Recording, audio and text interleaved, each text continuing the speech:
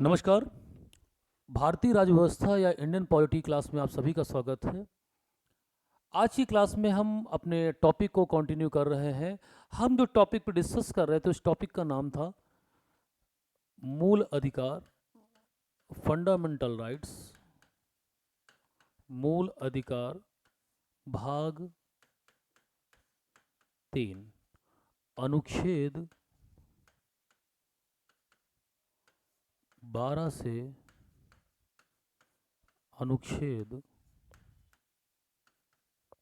35। इस वाले टॉपिक में हमने कुछ मूल बातों पर डिस्कस किया था, अनुच्छेद 12 पर डिस्कस किया था, अनुच्छेद 13 पर डिस्कस किया था। हमने ये बताया था कि आपको भारतीय संविधान में 6 मूल अधिकार वर्तमान में दिए गए हैं और मूल संविधान में इनकी संख्या 7 थी, जिसमें संपत्ति के मूल अधिकार को 44वें संविधान संशोधन 1978 के द्वारा एक वैधानिक अधिकार या लीगल राइट के रूप में अनुच्छेद 300A में रखा गया। अब इसके आगे की क्लास पे हम चर्चा करते हैं। तो भाग 3 के अंतर्गत आज हम इस क्लास में उन 6 मूल अधिकारों पर डिस्कस करेंगे विस्तार से जो हमें भाग 3 में दिए गए हैं। चलिए शुरू करते हैं आज की क्लास। देखिए, पहला आपका जो मूल अधिकार दिया गया है वो दिया गया है अनुच्छेद 14 से लेकर अनुच्छेद 18 तक, आर्टिकल 14 टू आर्टिकल 18। ये मूल अधिकार फंडामेंटल राइट्स कहलाता है। आपका राइट टू इक्वलिटी, समता का अधिकार। तो पहला जो आपका मूल अधिकार दिया गया है वो है समता का अधिकार। समता का अधिकार। समता का अधिकार बच्चा अनुच्छेद 14 से अनुच्छेद 18 तक दिए गए हैं। अनुच्छेद 14 से लेकर अनुच्छेद 18 तक की जो मूल अधिकार दिए गए हैं उन्हें हम समता के मूल अधिकार के नाम से जानते हैं, राइट टू इक्वलिटी। और ये आपका पहला मूल अधिकार है जो भाग 3 में दिया गया है। अब इसमें आपको अनुच्छेद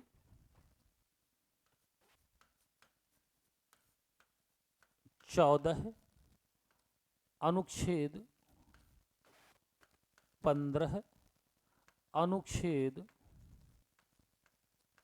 16, अनुच्छेद 17, अनुच्छेद 18, ये आपको 5 मूल अधिकार 14, 15, 16, 17, 18, ठीक है, ये आपको मूल अधिकार देखने को मिलेंगे। अब देखिए, इसमें ये जो 2 मूल अधिकार हैं अनुच्छेद 15 और 16, अनुच्छेद 15 और 16 में दिए गए मूल अधिकार किसे दिए गए हैं? केवल और केवल नागरिक को। अनुच्छेद 15 और 16 का मूल अधिकार केवल और केवल नागरिक को दिया गया है, जबकि अनुच्छेद 14, अनुच्छेद 17 और अनुच्छेद 18 ये तीनों मूल अधिकार किसे दिए गए हैं? व्यक्ति को। व्यक्ति मतलब नागरिक और विदेशी। नागरिक और विदेशी ये दोनों इसके अंतर्गत आ जाते हैं, समता के मूल अधिकार के अंतर्गत। इतनी बात क्लियर हुई। अब अब हम पहले एक एक पॉइंट पर डिस्कस करेंगे किस मूल अधिकार में, किस अनुच्छेद में कौन सा अधिकार आपको दिया जा रहा है, फिर उसको हम विस्तार से उस अधिकार पर चर्चा करेंगे। तो चलिए, इतनी बात समझ में आई, आगे की ओर बढ़ते हैं। तो बच्चा, जो अनुच्छेद 14 है, अनुच्छेद 14 है, ये कहता है विधि के समक्ष समता का अधिकार। विधि के समक्ष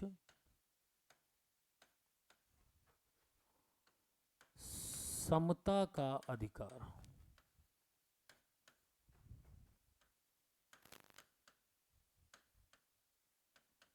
विधि के समक्ष समता का अधिकार अनुच्छेद 14 के अंतर्गत दिया गया है।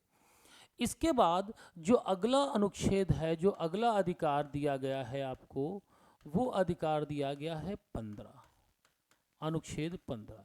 इसमें क्या है? धर्म, जाति, लिंग, धर्म, जाति, लिंग, मूल, वंश और जन्म स्थान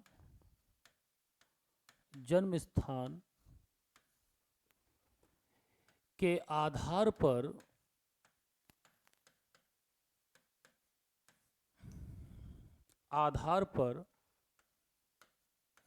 विभेद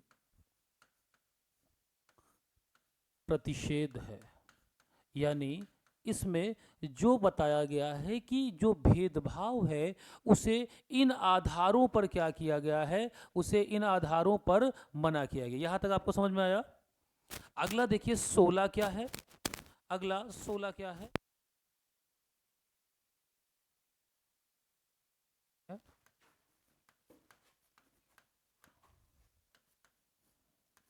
अनुच्छेद 16। देखिए 16 में क्या है? लोक नियोजन के विषयों में अवसर की समता, इक्वल अपॉर्चुनिटी, अवसर की समता।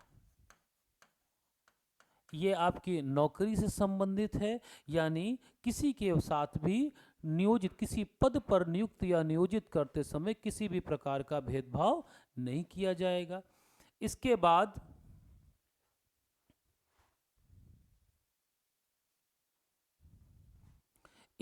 देखिए क्या है? अनुच्छेद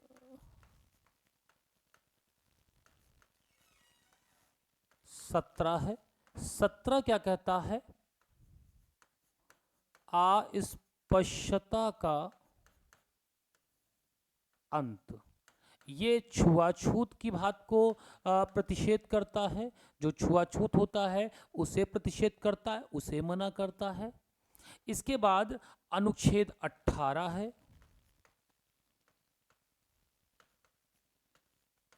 अनुच्छेद 18 क्या कहता है? उपाधियों का अंत करता है। जो टाइटल होते हैं उन्हें एबोलिश करता है, उपाधियों का अंत करता है। तो ये अनुच्छेद 14 से लेकर 18 तक समता के अधिकार के अंतर्गत दिए गए मूल अधिकार हैं, जिसमें 14 नंबर जो अधिकार है वो विधि के समक्ष समता का अधिकार है। 15 है वो विभेद यानी भेदभाव को मना करता है। 16 अवसर में सबको समान अधिकार देता है। 17 किसी भी प्रकार के छुआछूत को प्रतिबंधित करता है।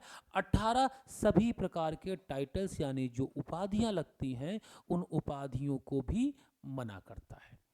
स्क्रीनशॉट ले लीजिए, फिर आगे बढ़ते हैं हम इसमें।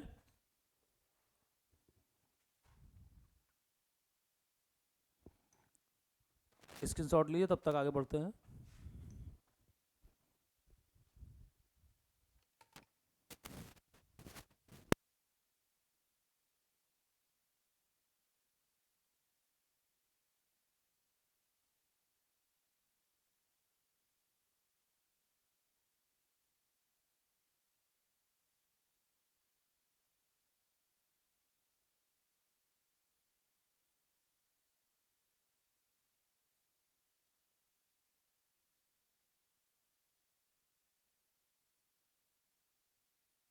आगे बढ़ा जाए, चलिए ठीक है। अब हम एक एक अनुच्छेद, एक एक अधिकार पर उसमें क्या क्या बातें बताई गई हैं उन पर हम विस्तार से चर्चा करते हैं। चलिए सबसे पहले हम बात करते हैं विधि के समक्ष समता की। विधि के समक्ष समता का अधिकार, यानी जो हमारा पहला अधिकार है,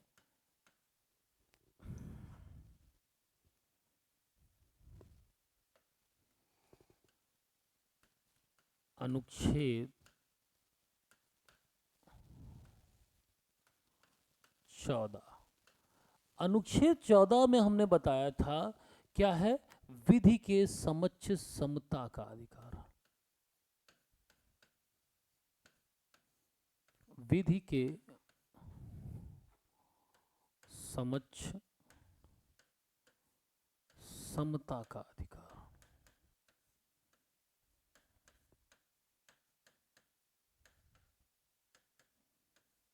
ये अधिकार दिया गया है।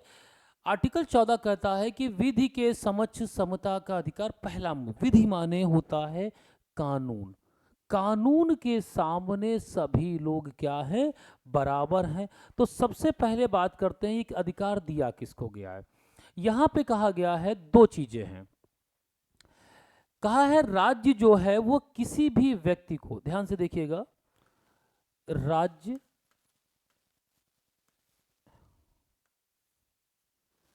व्यक्ति को, अब जैसे ये अधिकार में व्यक्ति शब्द आया, यानी विधि के समक्ष समता का अधिकार किसको किसको मिल गया, दोनों को मिल गया।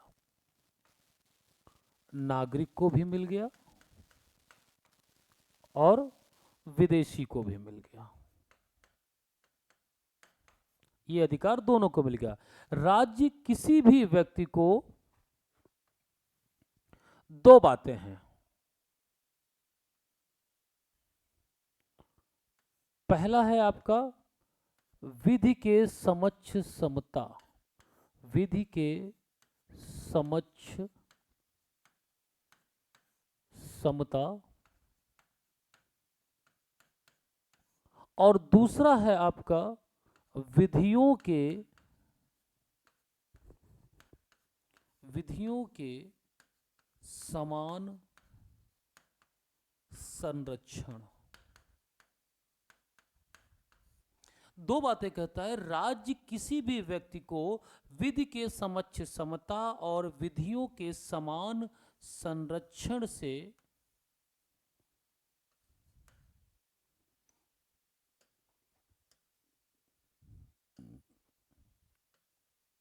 वंचित नहीं करेगा।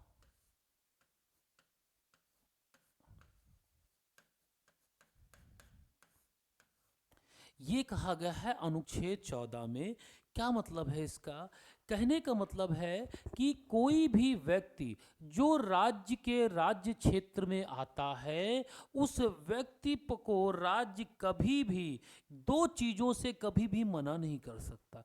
यानी उसे इस बात से कोई फर्क नहीं पड़ना चाहिए कि वो व्यक्ति सिटीजन ऑफ इंडिया है या कोई फॉरेनर है, यानी भारत का नागरिक है या फिर कोई विदेशी है। इस बात से कोई प्रभाव नहीं पड़ेगा। राज्य उसे इस बात को लेकर कभी मना नहीं करेगा। वो दो चीज़ों से मना नहीं कर सकता।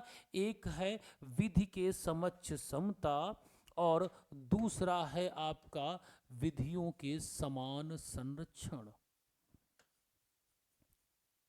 एक है विधि के समक्ष समता और दूसरा है विधियों के समान संरक्षण।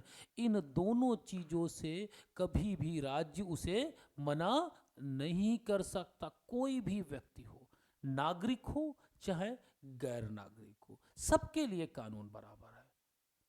कोई भी व्यक्ति हो, चाहे भारतीय हो चाहे विदेशी हो, सबके लिए कानून एक समान जैसा चलेगा।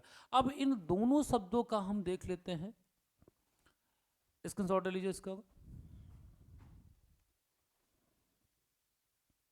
अब देखिए, हम आगे बढ़ते हैं। दो शब्द हमारे पास बेटा इसमें इस्तेमाल किए गए हैं, हम दोनों पर विस्तार से चर्चा करेंगे। एक है विधि के समक्ष समता और एक है विधियों का समान संरक्षण।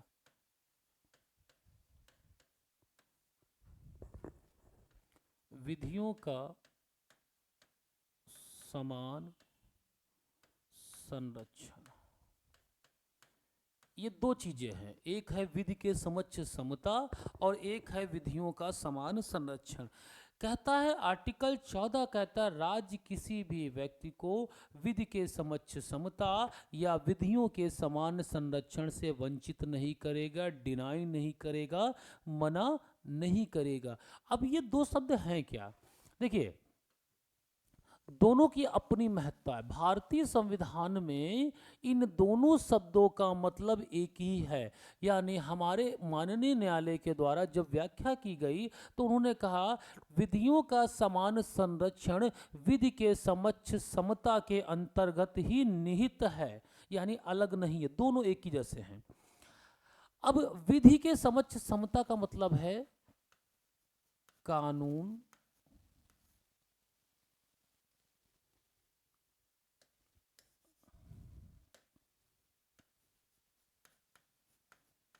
कानून की दृष्टि में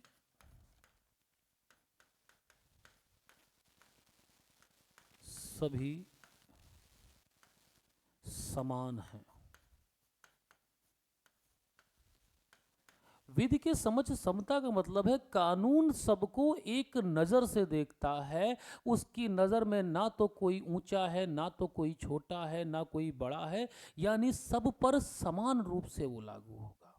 दूसरी चीज, यानी अगर हम इसको दूसरे उसमें समझें, किसी भी व्यक्ति को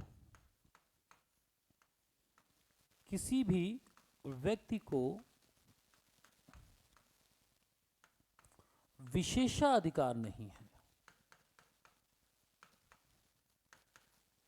किसी भी व्यक्ति को कोई भी विशेषाधिकार नहीं दिए गए हैं, ये इसका मतलब है। यानी सभी व्यक्ति बराबर हैं। अब बात यह है, क्या सभी व्यक्ति बराबर हो सकते हैं? सभी व्यक्ति बराबर कभी हो ही नहीं सकते, और जब बच्चा बराबर नहीं होंगे तब क्या होगा, इस चीज को अब समझिएगा। जब बराबर नहीं हो सकते तो इसका जो प्रभाव होगा वो कैसा होगा? नकारात्मक होगा।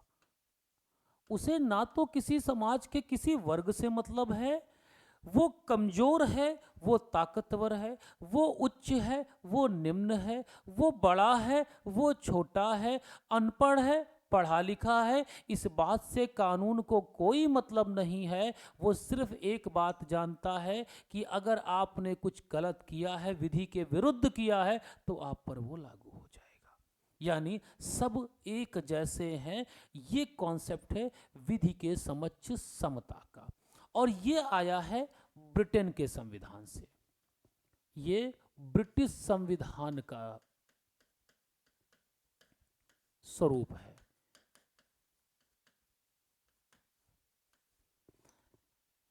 मैं एक चीज आपको बताना चाहता हूं कि क्या समाज में सभी लोग बराबर हैं? नहीं है। जब बराबर नहीं है तो फिर कानून सब पर एक जैसा कैसे लागू हो सकता?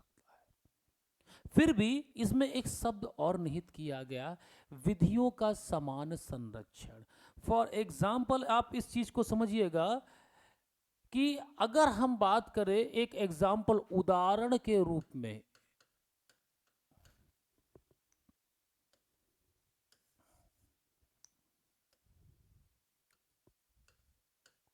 उदाहरण के रूप में आप देखिए, एग्जाम्पल के रूप में अगर हम कहें कि ये एक रेस का मैदान है, यानी यहां पर एक रेस होनी है, जो इसका ये फिनिश पॉइंट है और ये स्टार्टिंग पॉइंट है।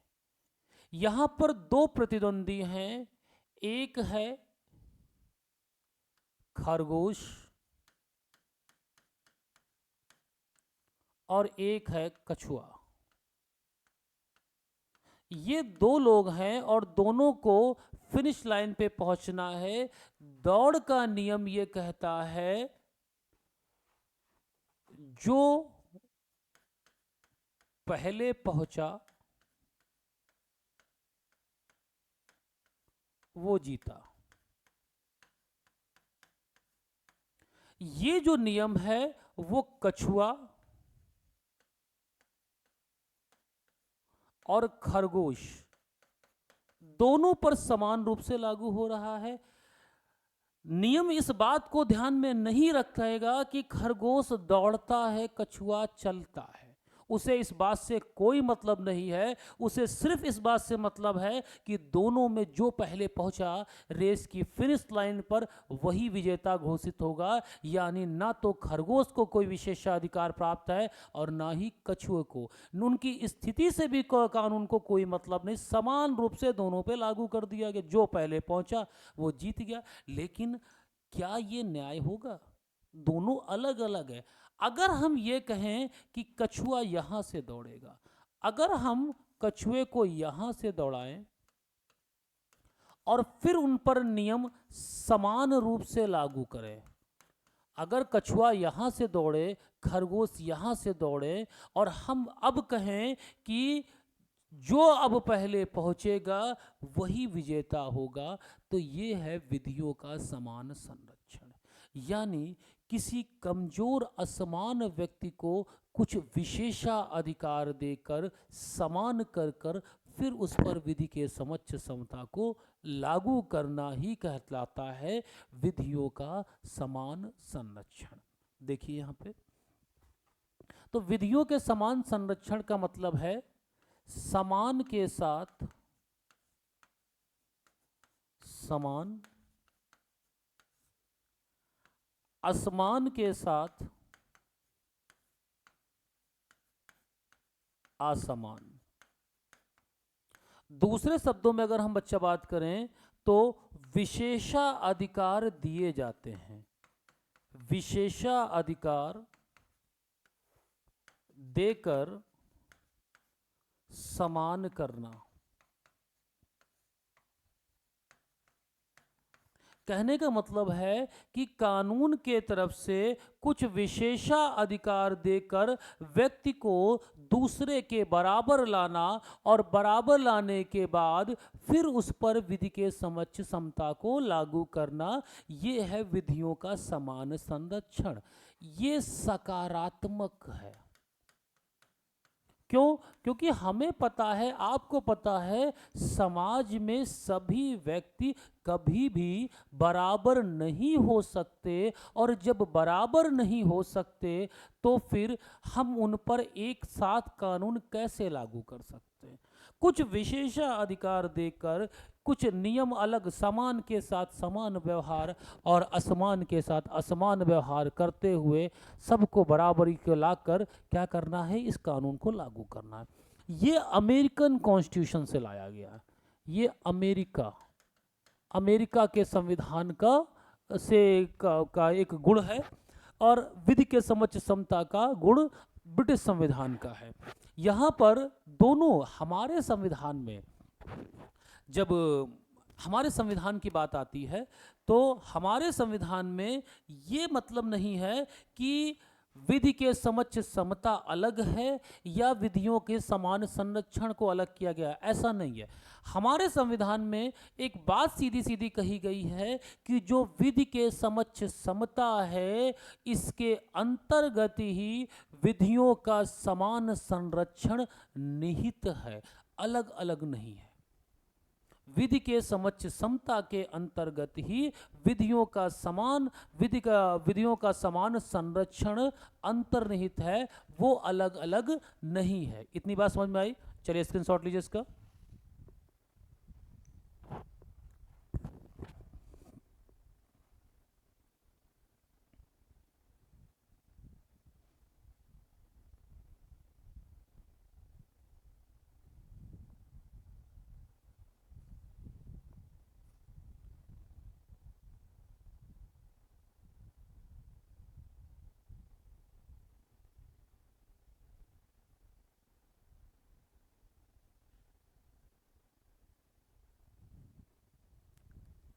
चलिए आगे बढ़ा जाए।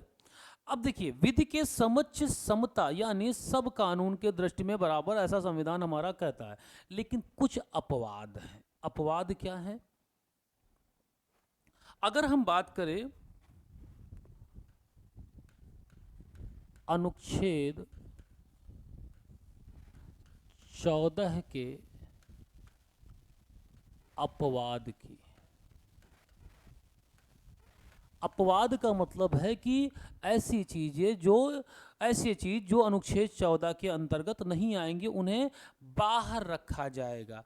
क्या है, देखिए, अनुच्छेद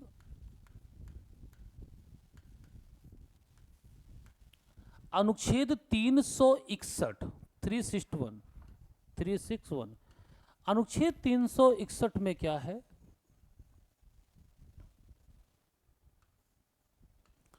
राष्ट्रपति और राज्यपाल, राष्ट्रपति और राज्यपाल, इन पर अनुच्छेद 14 लागू नहीं होगा। अनुच्छेद 14 इन पर लागू नहीं होता है अनुच्छेद 361 के अंतर्गत, यानी विधि के समक्ष समता का कॉन्सेप्ट इन पर लागू नहीं किया जाएगा। फिर 105 और 194 अनुच्छेद 105 और अनुच्छेद 194, ये दो अनुच्छेद, इसमें संसद के सदस्य हैं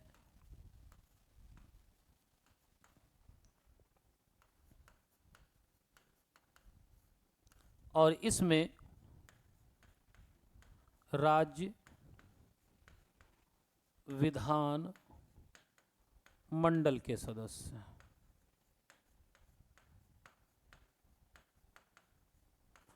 दोनों को क्या मिले हुए हैं, विशेषाधिकार, विशेषाधिकार प्राप्त है। जब हम आपको संसद और राज्य विधान मंडल का चैप्टर पढ़ाएंगे, तब हम आपको बताएंगे कि विशेषाधिकार से क्या क्या प्रभाव पड़ता है और क्या क्या उनके अंतर्गत शक्तियां इनको प्राप्त हो जाती हैं। फिर अगला जो अपवाद है बेटा, वो है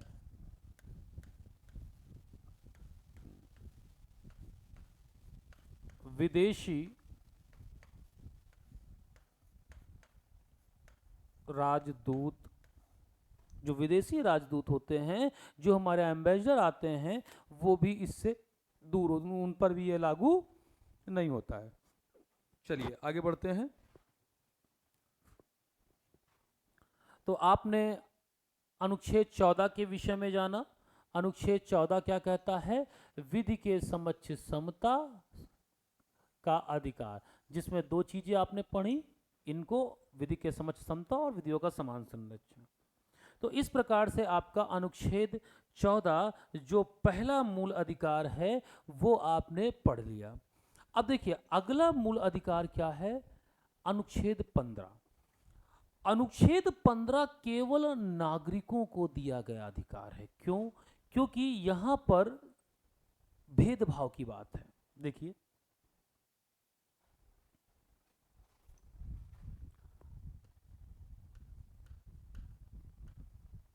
अनुच्छेद 15, अनुच्छेद 15 क्या कहता है, धर्म, जाति, वंश, मूल, लिंग,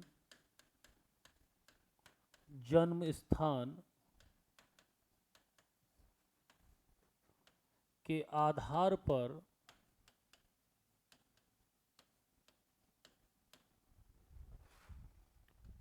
विभेद निषेध है या मना किया गया है। समता के मूल अधिकार में दूसरा जो अधिकार दिया गया है वो अनुच्छेद 15 के अंतर्गत दिया गया है। इसमें कुछ आधार बनाए गए हैं कि इन आधारों के अलावा और कोई आधार हो सकता है, लेकिन ये जो आधार 15 में बताए गए, इसको रेफरेंस बनाकर कभी भी राज्य किसी नागरिक के साथ भेदभाव नहीं कर सकता। देखिए क्या है यहां पर, अनुच्छेद 15 कहता है राज्य किसके साथ? नागरिक के साथ।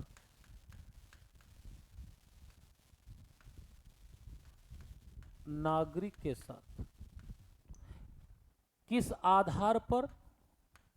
आधार क्या है? आधार बताया गया है धर्म नहीं होना चाहिए, जाति नहीं होनी चाहिए, लिंग नहीं होना चाहिए, जेंडर नहीं होना चाहिए, मूल नहीं होना चाहिए, वंश नहीं होना चाहिए और जन्म स्थान नहीं होना चाहिए। ये 3-5 आधारों के अलावा कोई और आधार हो सकता है। इनके आधार पर क्या भेदभाव नहीं कर सकता, नहीं करेगा।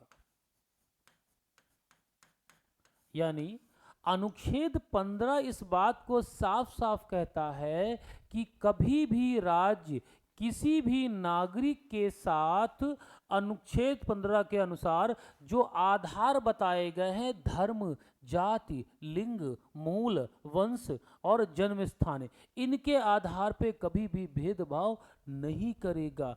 इसके अलावा कोई और आधार हो सकता है, इसके अलावा हो सकता है, लेकिन ये आधार नहीं होंगे। इसके अलावा एक और चीज बताई गई है, क्या है कि इन्हीं आधारों के आधार पर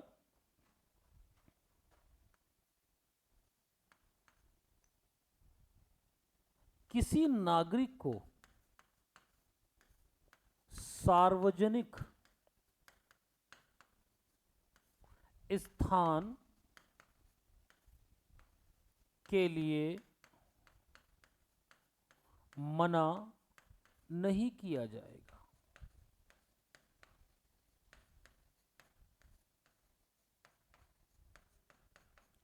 कहा गया है कि पहले तो राज्य को कहा गया है कि राज्य किसी भी आधार पर, ये आपके धर्म, जाति, लिंग, वंश, मूल के आधार पर, जन्म स्थान के आधार पे किसी भी नागरिक के साथ कोई भेदभाव नहीं करेगा।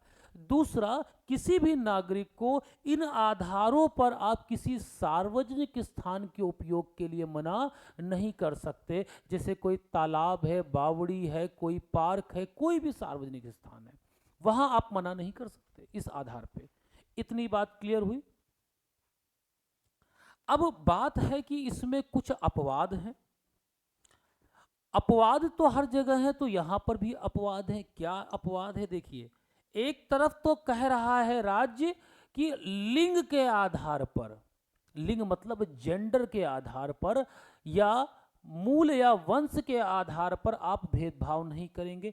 लेकिन उसी में एक बात और कही गई है, महिलाओं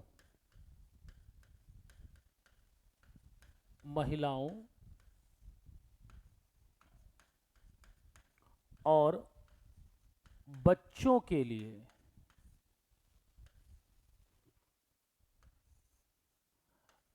राज्य विशेष प्रावधान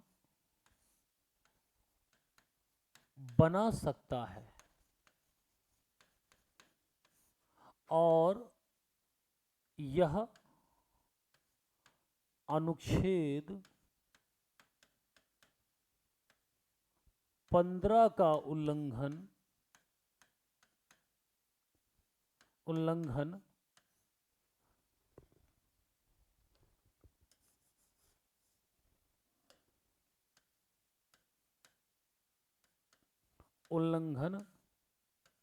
नहीं माना जाएगा।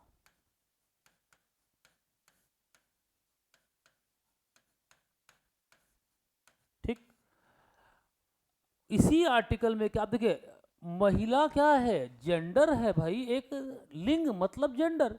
अब मेल, फीमेल, अदर तीन ही जेंडर के आप फॉर्म भरते होंगे, तीनों लोग मिलते होंगे आपको। तो इसमें साफ साफ कहा है कि राज्य अगर कोई स्पेशल प्रोविजन बनाता है, विशेष प्रावधान बनाता है, किसके लिए? महिला के लिए और बच्चों के लिए, वो विशेष प्रावधान अनुच्छेद 15 का उल्लंघन नहीं माना जाएगा। इतनी बात समझ में आई? अब देखिए आर्टिकल 15 क्लॉज 3 में यह बात कही गई है, अनुच्छेद 15 क्लॉज 3 में, जो 15 का उपखंड 3 है, उसमें यह बात साफ साफ कह दी गई है कि कभी भी इसका उल्लंघन नहीं माना जाएगा। अब इसके बाद क्या है? अब इसके बाद कुछ जातियों की बात आ गई है। अगर हम बात करें, हम क्लॉज लेकर नहीं चलेंगे, हम ऐसे समझा देते आपको हैं। देखिए इन्होंने कहा सामाजिक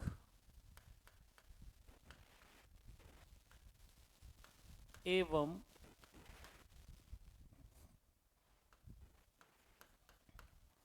आर्थिक रूप से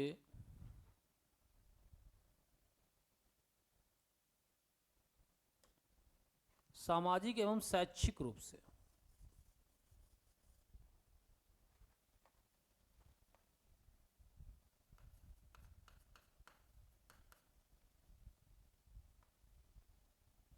सामाजिक एवं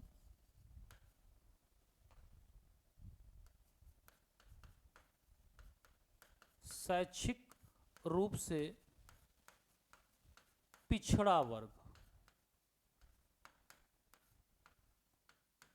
यानी किसकी बात हुई है? पिछड़ा वर्ग की। फिर अनुसूचित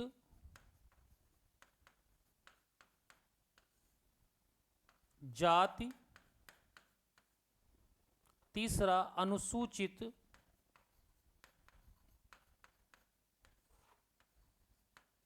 जनजाति। अगर राज्य, और अगला आता है लास्ट EWS, इनके लिए कोई विशेष प्रावधान करेगा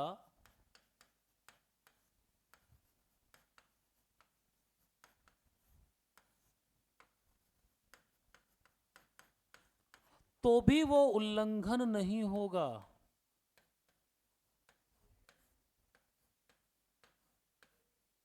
अनुच्छेद 15 में आगे कहा गया है कि अगर राज्य किसी भी महिला या बच्चे या अनुसूचित जनजाति, अनुसूचित जाति, अनुसूचित जनजाति, पिछड़ा वर्ग और आर्थिक रूप से कमजोर यानी EWS के लिए कोई विशेष प्रोविजन करती है, प्रावधान बनाती है, तो वो अनुच्छेद 15 का उल्लंघन नहीं माना जाएगा।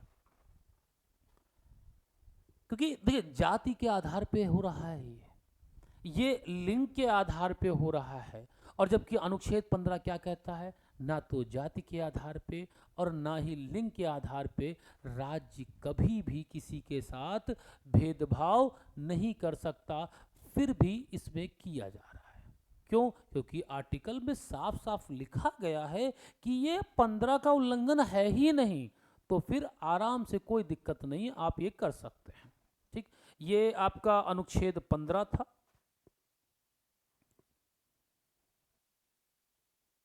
स्क्रीनशॉट ले लीजिए, इसका स्क्रीनशॉट लीजिए।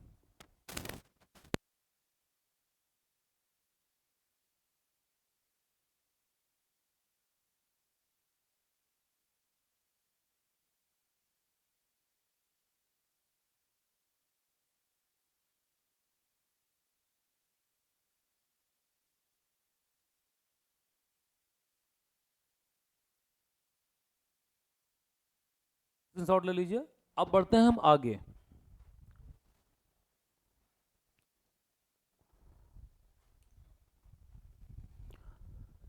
अगला है अनुच्छेद 16। अनुच्छेद 16 क्या कहता है? लोक नियोजन के विषयों में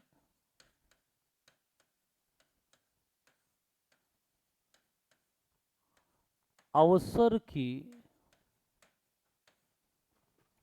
समता। लोक नियोजन के विषयों में अवसर की समता।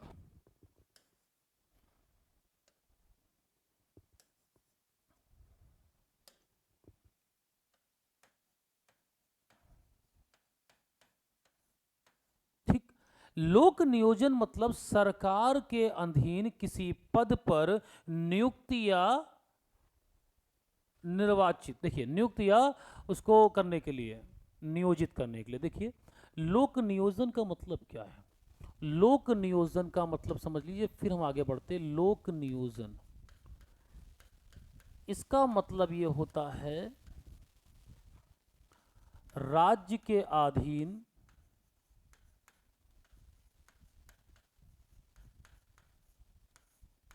किसी पद पर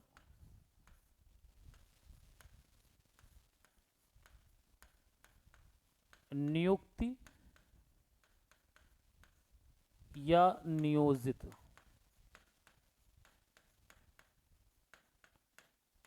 राज्य के अधीन किसी भी पद पर नौकरी की बात कर रहा है। उसे नियोजित करना मतलब लगाना, नियुक्त करना मतलब अपॉइंट करना, इसकी बात कर रहा है। यानी लोक नियोजन के अवसर, यानी जो भी अवसर इसमें दिए जाएंगे उन सभी पर क्या किया जाएगा? सबको समान। देखिए कहा गया राज्य प्रत्येक नागरिक को क्या देगा? अवसर की समता देगा।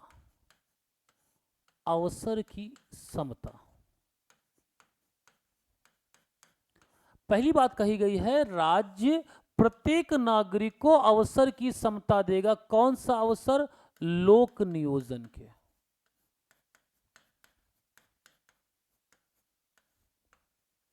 यानी दूसरी भाषा में हम इसको समझ सकते हैं, राज्य के अधीन अगर कोई पद है या कोई रोजगार का अवसर है तो इस अवसर में राज्य सभी को क्या देगा? प्रत्येक नागरिक को समान अवसर देगा, किसी के साथ कोई भी भेदभाव नहीं करेगा।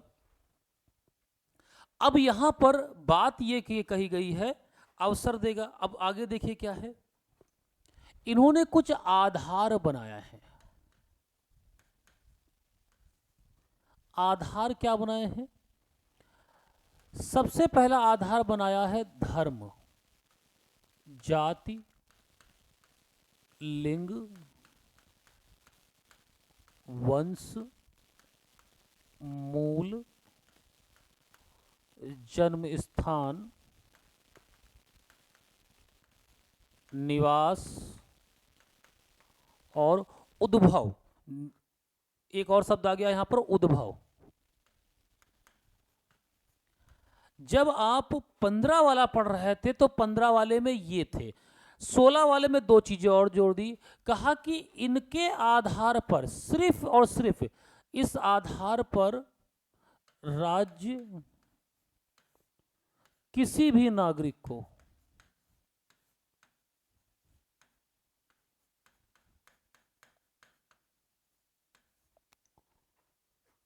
अवसर से,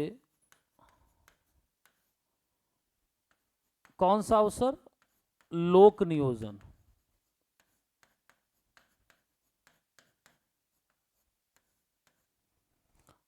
अवसर में अयोग्य नहीं करेगा, अयोग्य नहीं करेगा। कहने का मतलब अच्छा है कि राज्य किसी भी नागरिक को अगर कोई नौकरी निकली है सरकार के अधीन, राज्य के अधीन कोई पद है, उस पर नियुक्त करनी है, उस पे लगाना है यानी नियोजित करना है किसी नागरिक को, तो राज्य किसी के साथ इन आधारों पर उस व्यक्ति को कभी भी डिस्क्वालीफाई नहीं कर सकता, अयोग्य घोषित नहीं कर सकता। इसके अलावा कोई और हो सकता है, हाइट कम है, मेडिकल अनफिट है, उस नौकरी के लिए जो एजुकेशन क्वालिफिकेशन चाहिए वो पूरी नहीं है, कोई आपराधिक मामला है, तो इस आधार पे तो डिस्क्वालीफाई कर सकता, अयोग्य ठहरा सकता है। मगर इन आधारों पर आज तक कभी भी कोई भी नागरिक किसी सरकारी फॉर्म के लिए डिस्क्वालीफाई नहीं किया गया है।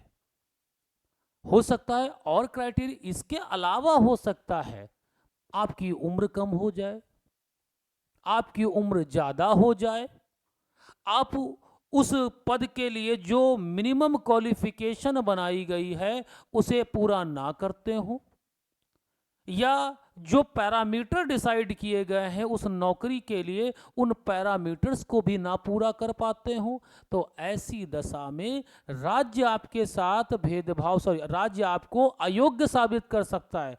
लेकिन राज्य कभी भी आपको ना तो धर्म के आधार पर, ना जाति के आधार पर, ना लिंग के आधार पर, ना वंश के आधार पर, ना मूल के आधार पर, ना जन्म स्थान के आधार पे, ना उद्भव और ना निवास, इसके आधार पर आपको कभी भी डिस्क्वालीफाई तो नहीं कर सकता, और कोई आधार बना सकता है। जैसे फॉर एग्जांपल देखिए, महिलाओं को एनडीए में, यानी जो लड़कियां हैं उनको नेशनल डिफेंस एकेडमी एनडीए में अलाउ नहीं किया गया था। जब माननीय सुप्रीम कोर्ट के द्वारा इसे मामले को अपने संज्ञान में लिया गया तो उन्होंने साफ साफ कहा कि राज्य अनुच्छेद 16 का उल्लंघन कर रहा है। क्यों? क्योंकि वो जेंडर के अकॉर्डिंग चल रहा है, लिंग के अकॉर्डिंग उनका भेदभाव कर रहा था, तो सीधा सीधा ये अनुच्छेद 16 का उल्लंघन था। और जब उल्लंघन था तो राज्य ने तुरंत आदेश दिया सरकार और सेना को कि लड़कियों को भी एनडीए में एंट्री दी जाए और वो अब एनडीए में अपना जा सकती हैं। तो राज्य कभी और कोई आधार हो सकता था, और कोई लड़की मान लो क्वालिफिकेशन नहीं पूरी कर पा रही है, कोई की उम्र ज़्यादा हो गई है, कम हो गई है, मेडिकल पैरामीटर्स को पूरा नहीं करती है, उस आधार पे तो भेदभाव हो सकता था। लेकिन लिंग के आधार पे कैसे भेदभाव कर सकते हैं, जेंडर के अकॉर्डिंग कैसे कर सकते हैं? तो राज्य इसके आधार के अलावा कोई और आधार बना दीजिए, उसके आधार पे कर देगा डिस्क्वालीफाई। लेकिन इन आधारों पर कभी भी किसी भी नागरिक को, ये कभी भी इस नागरिक को डिस्क्वालीफाई यानी अयोग्य नहीं साबित कर सकते। अब देखिए, इसका भी अपवाद है। क्या अपवाद है? यहां पर आरक्षण की बात आती है। आरक्षण की बात क्या आती है? देखिए, राज्य पिछड़ा वर्ग, पिछड़ा वर्ग, अनुसूचित जाति, अनुसूचित जनजाति,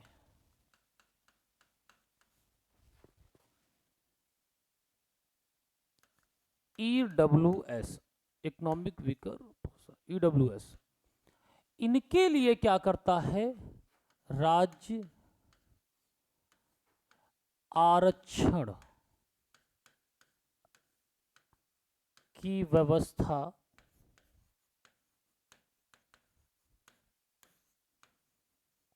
करेगा जो अनुच्छेद 16 का उल्लंघन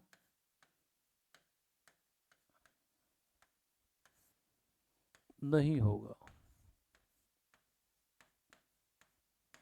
यानी ये प्रोविजन साफ साफ इसमें दिए गए हैं, क्लॉज बनाकर, उपखंड बनाकर कहा गया है कि राज्य पिछड़ा वर्ग, अनुसूचित जाति, जनजाति और ईडब्ल्यूएस के लिए अगर कोई आरक्षण की व्यवस्था करता है तो वो अनुच्छेद 16 का उल्लंघन नहीं माना जाएगा। तो इस प्रकार से आपने 16 देखा। 16 लोक नियोजन के अवसर में समता की बात करता है और वहीं पर हम कमजोर वर्ग के साथ कुछ रियायत दे देते हैं आरक्षण के माध्यम से। तो ये आपको समझ में आई। अगला देखिए अनुच्छेद क्या है, अगला मूल अधिकार हमारा क्या है, अनुच्छेद 17।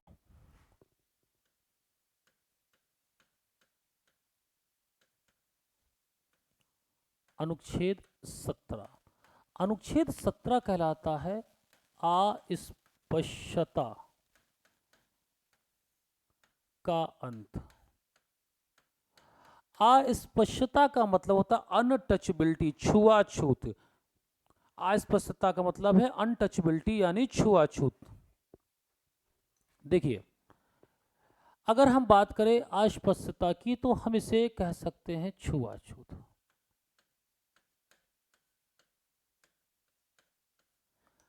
अनुच्छेद 17 साफ साफ कहता है कि राज्य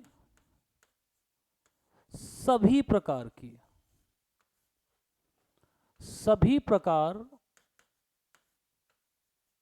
अस्पृश्यता को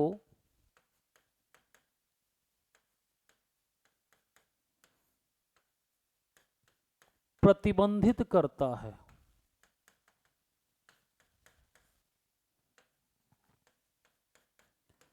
अनुच्छेद 17 कहता है राज्य किसी भी प्रकार की हो, चाहे वो नस्लवादी हो, चाहे वो जातिवादी हो, चाहे बीमारी से कोई छुआछूत की भावना आई हो, किसी भी प्रकार की छुआछूत जो समाज में बढ़ावा दे रहे उन सभी चीजों को राज्य अनुच्छेद 17 के अंतर्गत क्या करता है, प्रतिबंधित करता है।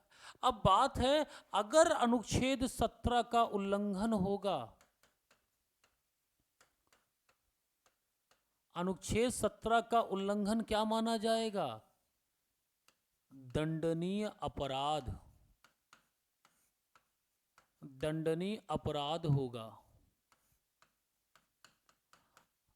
अब दंडनीय अपराध जब होगा तब क्या होता है, संसद को राइट मिल जाता है कि वो इसके लिए कानून का निर्माण करे, जिसमें 1955 में अस्पृश्यता निवारण अधिनियम बनाया गया था, जिसका नाम बदलकर नागरिक अधिकार संरक्षण अधिनियम।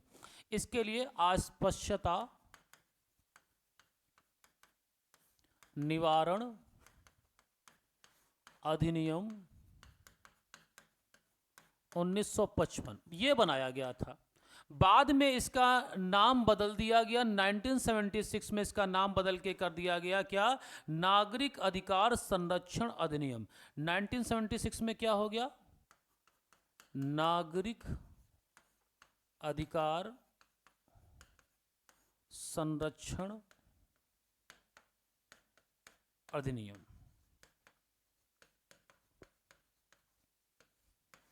तो अनुच्छेद 17 ये साफ साफ कहता है कि राज्य सभी प्रकार के छुआछूत को प्रतिबंधित करता है। अगर कोई इसका उल्लंघन करेगा तो उसे दंडनीय अपराध दिया जाएगा, और इसके अपराध के दंड देने के लिए अनुच्छेद 35 में संसद को यह राइट मिल जाता है कि वो कानून बनाए, और कानून बनाया गया अस्पृश्यता निवारण अधिनियम 1955 में। बाद में इसे संशोधित करके इसका नाम बदल दिया गया 1976 में, जिसे कहा गया नागरिक अधिकार संरक्षण अधिनियम। ठीक, यह है आपका 17। अब लास्ट आर्टिकल है हमारा, लास्ट मूल अधिकार है समता के अधिकार में, अनुच्छेद 18 में क्या है, उपाधियों का अंत। उपाधियों का अंत, जो टाइटल, देखो टाइटल का मिलना, उपाधि का मिलना मतलब कोई विशेषाधिकार मिल जाना। जैसे ही किसी को कोई उपाधि दी जाती है, टाइटल दी जाती है, उसे कोई ना कोई विशेषाधिकार मिल जाता है। जब ऐसी बात होती है तब देखिए क्या है, आर्टिकल 18 कहता है दो चीजें, शिक्षा और सेना, इन दोनों को छोड़कर सभी उपाधियां प्रतिबंधित की जाती हैं। यानी अब कोई भी राज्य किसी भी प्रकार का कोई भी टाइटल नहीं देगा, केवल सेना और शिक्षा के क्षेत्र में दी जाने वाली उपाधियों को छोड़कर, जैसे सेना में लेफ्टिनेंट, कर्नल आदि आदि जो भी आपके रैंक होती है वही आपका टाइटल भी बन जाता है। आपका शिक्षा में एडवोकेट है, इंजीनियर है, डॉक्टर है, इनको छोड़कर बाकी कोई भी उपाधि राज्य अपनी तरफ से नहीं देगा, ये कहा गया है, और ना ही कोई व्यक्ति विदेश से स्वीकार करेगा। इसमें आगे ये लेकिन कहा गया, जब ये विवाद उठा कि भारत सरकार जो पद्म भूषण, पद्म विभूषण जैसे पुरस्कार देते हैं, क्या वो भी उपाधि के आर्टिकल 18 का उल्लंघन करेंगे? तो सुप्रीम कोर्ट ने इस पे जजमेंट दिया कि वो दिए जाने वाले जो आपके पुरस्कार हैं वो अनुच्छेद 18 का उल्लंघन नहीं करेंगे, लेकिन व्यक्ति उनका प्रयोग नाम के साथ उपाधि के रूप में नहीं करेगा। तो इस प्रकार से ये अनुच्छेद 14 से लेकर 18 आपका पहला मूल अधिकार था, जिसे हम समता का मूल अधिकार कहते हैं। अगली क्लास में हम अगले मूल अधिकारों पर चर्चा करते हैं। मिलते हैं, तब तक के लिए धन्यवाद।